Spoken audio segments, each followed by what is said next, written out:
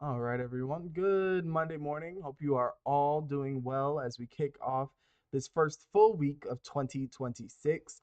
I hope you all are ready for a little taste of spring. But first, this morning, we got to start out with some of these cooler temperatures. 47 here in Amarillo, 45 in Tucumcari, 31 down in Guyman, and 39 in Shamrock at this point in time. Winds are slightly elevated, anywhere between about 5 to 20 miles an hour. They remain fairly calm now, but they will pick up as the day progresses. Taking a look at our radar and water vapor imagery, pretty quiet, at least for the eastern two-thirds of the United States. We are watching some mountain snow over portions of Utah and Idaho, but the real thing of interest is going to be this storm now working its way onto portions of the West Coast.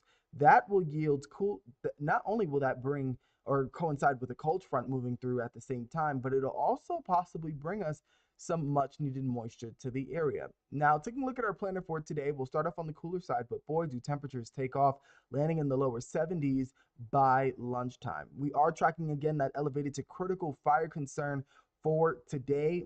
We will see winds coming in from the west southwest about 15 to 25 miles an hour sustained, but gusting as high as 40 miles an hour.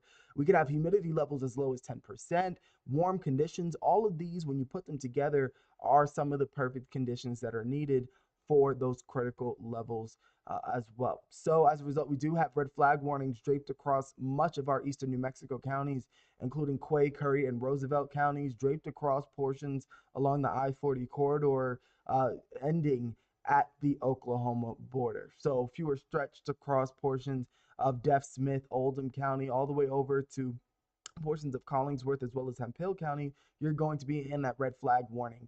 That goes into effect at 11 a.m. today. Both mountain and mountain and central time, I should say, and then ending at 6 p.m. central and 5 p.m. mountain time. Now, taking a look at those future wind gusts, we'll see our winds continue to increase throughout the morning hours around 12, 1, 2 o'clock or so. That's when we can see some of the stronger gusts push through as high as 40 miles an hour, especially for areas west, but still blustery.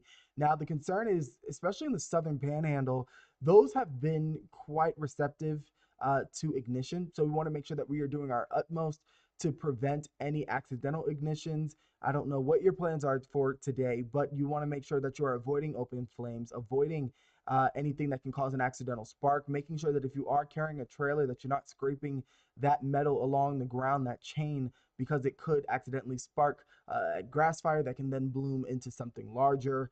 And then as well, making sure that you are obeying any burn bans that may be in effect across your area. Taking a look at our model, it's fairly quiet in terms of sky conditions, not much in the way of clouds, mainly sunny, warm conditions. We will see winds back off as we head into the overnight hours, cooling conditions as they come in from the northwest. Not really a cold front moving through, just simply a switch in our winds, high pressure moving through.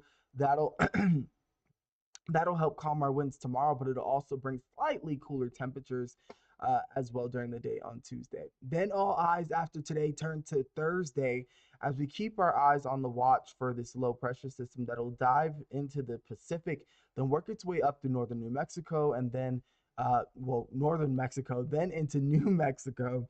And that will bring chances for moisture, especially in the southeastern panhandle on Thursday. Then, as that storm moves through, we will have a back end portion of it after a cold front moves through that could give us chances for some wintry, wintry precipitation that can come in the form of uh, snow or even sleet, maybe even freezing rain. We'll keep an eye on that. But here's a look at our confidence level. Overall, we're in the medium area. We're concerned. Well, right now, we are most confident in the timing, Thursday and Friday, what kind of precipitation could fall. However, things that still need to be worked out include the exact track. The exact track is the biggest uncertainty, as well as the precip as well, in terms of the precipitation amounts. Now, here's a closer look at that chance for precipitation for Thursday. The highest chances are going to be for the southeastern panhandle, for areas south and east of Amarillo. Childress, Paducah going to have the highest odds of seeing some rain showers. Heading into the day Friday, it'll be for areas north and west, portions of Union County, Cimarron, uh, as well as both Texas and Beaver County that could have some of the highest amounts or highest odds rather, for seeing some wintry precip work its way through. Now, all of this would be beneficial, especially considering we're going on nearly a month without any measurable precip across portions of the area.